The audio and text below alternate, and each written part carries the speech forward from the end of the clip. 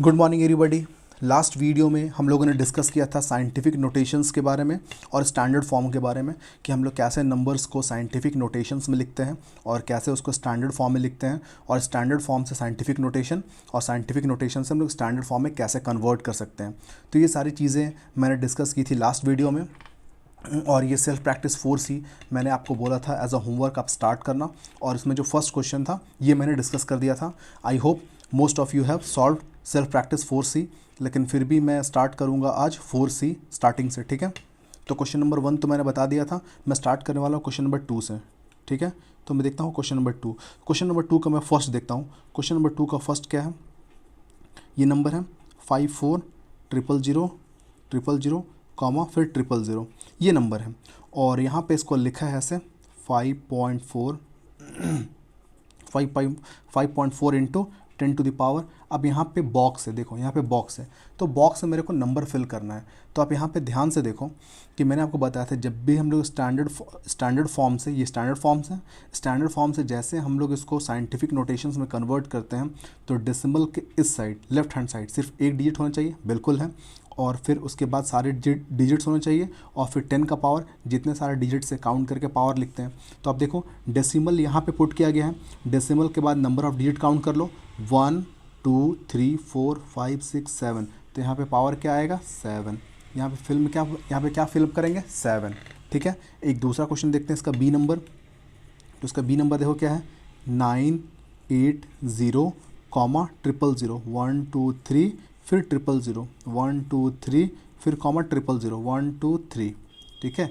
और यहाँ पे क्या लिखा है 9.8 इंटू 10 टू द पावर, और यहाँ पे ब्लैंक है। तो आप देखो ब्लैंक में क्या फिल करेंगे, तो ये आपका जो नंबर है वो बिल्कुल आपको स्टैंडर्ड फॉर्म में है, इससे कन्वर्ट करना है मेरे को किस में कन्वर्ट करना है, साइंटिफिक नोटेशन में। तो डेसिमल यहाँ होगा, तो डेसिमल के बाद डिजिट्स काउंट कर लो। यहाँ पे डेसिमल होगा तो 1 2 3 4 5 6 7 8 9 10 11, कितने सारे डिजिट्स आ रहे हैं 11। तो यहाँ पे सीधा कितना लिखोगे 10 टू द पावर 11। मतलब क्या मैंने आपको बताया था कि डेसिमल के बाद सिर्फ लेफ्ट हैंड साइड में सिर्फ एक डिजिट होनी चाहिए जो कि नॉन जीरो होना चाहिए, और उसके बाद जितने सारे डिजिट्स इधर आ रहे हैं डेसिमल के राइट हैंड साइड में आप काउंट कर लो और सीधा 10 का पावर आप उतना लिख दो। बहुत ईजी है। तो बाकी के भी क्वेश्चन जो क्वेश्चन नंबर 2 में है आप बिल्कुल वैसे ही सॉल्व कर सकते हो, ठीक है। अब आता हूँ क्वेश्चन नंबर 3 में। क्वेश्चन नंबर 3 में किस में कन्वर्ट करना है, साइंटिफिक नोटेशन में कन्वर्ट करना है। देखो तो ये नंबर है, आपको पहला नंबर बता रहा हूँ, ए नंबर इसका, ए नंबर 72000, इसको आपको कन्वर्ट करना है साइंटिफिक नोटेशन में। तो डेसिमल कहाँ पे होना चाहिए, यहाँ पे। तो आप इसको लिखोगे 7.2 इंटू 10 टू द पावर। आप नंबर ऑफ डिजिट काउंट कर लो 1 2 3 4, तो आप लिखोगे 10 टू द पावर 4। ये हो गया इसका साइंटिफिक नोटेशन। कुछ और देख लेता हूँ, जैसे ये क्वेश्चन देखो, क्वेश्चन नंबर डी देखो इसका, क्वेश्चन नंबर डी। क्वेश्चन क्या है 8,040, फिर 000, 1 2 3 फिर 000, 1 2 3, ठीक है। इसको मेरे को कन्वर्ट करना साइंटिफिक नोटेशन में। मैं क्या लिखूँगा यहाँ पे 8.04 मैं यहाँ तक लिखूँगा, क्योंकि मेरे को जब सिर्फ लास्ट में जो जीरोज़ होते हैं उसको नहीं लिखते हैं, जहाँ तक डिजिट्स आ रहे हैं वहाँ तक आपको लिखना है इंटू 10 टू द पावर। अब हमें पावर लिखना है, तो जब डेसिमल आपने यहाँ पे पुट किया है इसके बाद सारे डिजिट काउंट कर लो 1 2 3 4 5 6 7 8 9, तो पावर कितना होगा 9। तो इसका जो स्टैंडर्ड फॉर्म जो मेरा जो नंबर था उसको हम लोगों ने साइंटिफिक नोटेशन में कन्वर्ट किया, कितना आया 8.04 इंटू 10 टू द पावर 9। फिर से काउंट कर लो, देखो 1 2 3 4 5 6 7 8 9, तो इसलिए यहाँ पावर इसका 9 है, ठीक है। तो वैसे ही आप क्वेश्चन नंबर 3 के जो बाकी क्वेश्चन है उसको सॉल्व कर सकते हो, ठीक है। अब आता हूँ क्वेश्चन नंबर 4 में।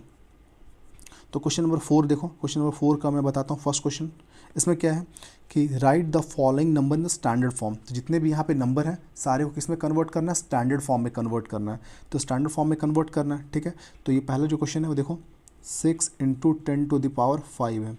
अगर स्टैंडर्ड फॉर्म में कन्वर्ट करना चाहते हैं इसको हम लोग, तो हम लोग कैसे लिखेंगे इसको हम लिखेंगे 6 इंटू 10 टू द पावर 5 है, तो कितने जीरोज़ होंगे 5 जीरोज़, 1 2 3 4 5 होंगे। तो आप इसको लिखोगे 6 1 2 3 4 और 5, ये आ गया आपका स्टैंडर्ड फॉर्म में नंबर, ठीक है। बाकी सारे को वैसे हम लोग सॉल्व कर सकते हैं। एक और देख लेते हैं क्वेश्चन नंबर इसका, आप देख लो बी नंबर देख लो। तो बी नंबर क्या है 7.4 इंटू 10 टू द पावर 3 है। तो उसको हम लोग कैसे कर लिख सकते हैं, इसको हम लोग लिखेंगे 7.4 इंटू 10⁻³ मतलब 1 2 3। जब इसको आप मल्टीप्लाई करोगे तो लिखोगे 7 4 1 2 3। और आप देखो कि डेसिमल के बाद इधर कितने ज़ीरोज़ हैं, सॉरी डेसिमल के बाद कितने डिजिट है 1, तो आप कहाँ पर डेसिमल लगाओगे, यहाँ पे। तो इसका फाइनल आंसर क्या लिखोगे 7400, ये होगा इसका फाइनल आंसर। ठीक है, तो बाकी के जो इतने भी क्वेश्चन हैं सेल्फ प्रैक्टिस 4C के, आई होप आप इसको कंप्लीट कर सकते हो। नेक्स्ट जो आपका जो आ रहा है सेल्फ प्रैक्टिस 4D, तो ये जो सेल्फ प्रैक्टिस 4D है ये बिल्कुल आपका वर्ड प्रॉब्लम है। तो इस वर्ड प्रॉब्लम को भी हम लोग सॉल्व करते हैं। ठीक है, देखते हैं कैसे सॉल्व होगा ये क्वेश्चन। ठीक है, मैं इसको आपको रफली अच्छे से बता रहा हूँ, इसको आपको बहुत अच्छे से सॉल्व करना होगा कॉपी में सारे स्टेटमेंट के साथ लिख करके। ठीक है, तो मैं स्टार्ट कर रहा हूँ सेल्फ प्रैक्टिस 4D। ठीक है, self practice 4D, self practice 4D, self practice हम लोग 4D स्टार्ट कर रहे हैं। तो इसका सबसे पहला क्वेश्चन हम लोग देखते हैं। ठीक है, ये देखो क्या है क्वेश्चन में, क्या है, Rohit father offer to pay him 1 rupees for some work the first day. मतलब रोहित जो है, रोहित के फादर जो है वो रोहित को कितना पैसा दे रहे हैं, 1 रुपी किसी काम करने के लिए फर्स्ट डे। तो इसका मतलब यहाँ पे मैं डेज़ लिख लेता हूँ, ठीक है, तो ये आता है फर्स्ट डे। तो फर्स्ट डे रोहित को कितना मिला है 1 रुपी, यहाँ पे रुपीज़ लिख लेता हूँ, कितना रुपीज़ मिलते जा रहा है ना। तो फर्स्ट डे कितना मिला 1 रुपीज़।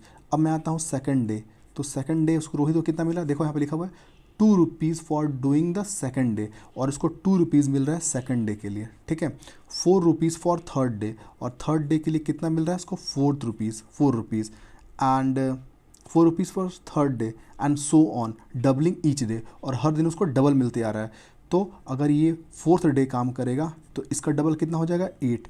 तो वैसे करते करते आपसे पूछ रहा है कि right the expression using the exponent for the amount Rohit will get paid on the 10th day, how much money it receive.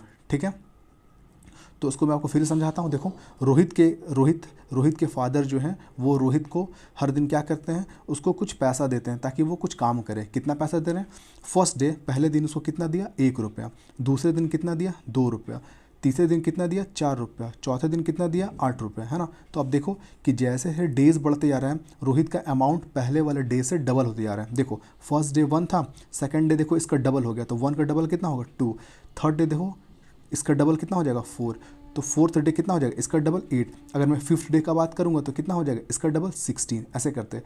तो 10th डेज़ को रोहित को कितना पैसा मिलेगा ये आपको फाइंड करना है। ठीक है, तो अगर इसको मैं एक्सपोनेंट के फॉर्म में लिखना चाहता हूँ तो आप देखो कि मनी जो है वो डबल हो रहा है, तो डबल हो रहा है मतलब कि ट्वाइस। तो इसको देखो एक कंडीशन में देखो, इसको मैं कन्वर्ट करता हूँ, इसको लिख सकता हूँ मैं 2 का पावर इसको 1, इसको मैं क्या लिख सकता हूँ 2 का पावर 2, इसको मैं क्या लिख सकता हूँ 2 का पावर में क्या लिख सकता हूँ 3, इसको मैं क्या लिख सकता हूँ 2 का पावर 4, और ये फर्स्ट वाले को मैं 2 का पावर जरूर लिख सकता हूँ क्योंकि किसी का भी पावर आप 0 करोगे तो उसका वैल्यू कितना होता है 1।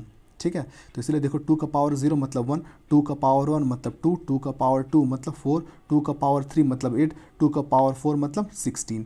तो अब देखो ये जो रुपीज़ है उसको अगर मैं एक्सपोनेंट के फॉर्म में लिखता हूँ तो बिल्कुल ऐसा लिख रहा हूँ।